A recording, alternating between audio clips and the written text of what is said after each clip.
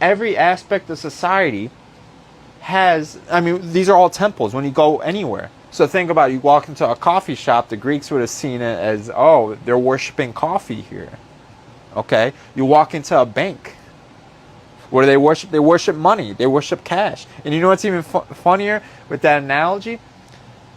Temples back in the day, they would hold money. I mean, they're businesses. They would hold money. Like the Parthenon in Athens, that actually just became a big bank on top of a hill.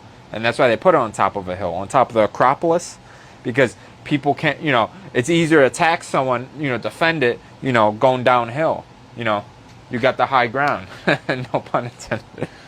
But yeah, that's what it was. So like I'm giving you my background on this, okay? Because I learned this. This is how ancient people looked at these things. We don't look at things like this anymore.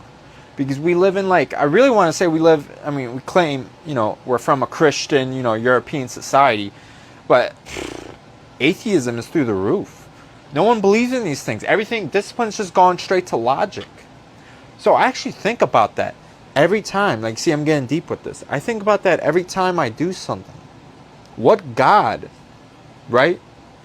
Not saying I believe in these guys, right? But what God am I worshiping? This is how the Greeks saw it. And Will Durant, going into his book, well, the Mesopotamians did the same thing. The Egyptians, I mean, all these guys. I mean, Aphrodite, Ishtar, or, I mean, even like, even Hercules has a biblical equivalent of Samson. I mean, all these guys, like, there's equivalents to all their gods overlapping in these religions. And this is how ancient societies ran. Like, you could say this is the default of humanity and civilization. And it's all based on discipline. So don't think I'm going on a tangent talking all this stuff. I'm still on topic. This is all discipline.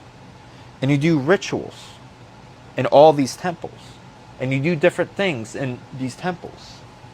So if you're in the temple of Hercules or the temple of Aphrodite, and so on and so on. So that's how you got to think about it. This is a religious thing that you're doing. Because, I mean, you could call it borderline magic. I mean, the help of God.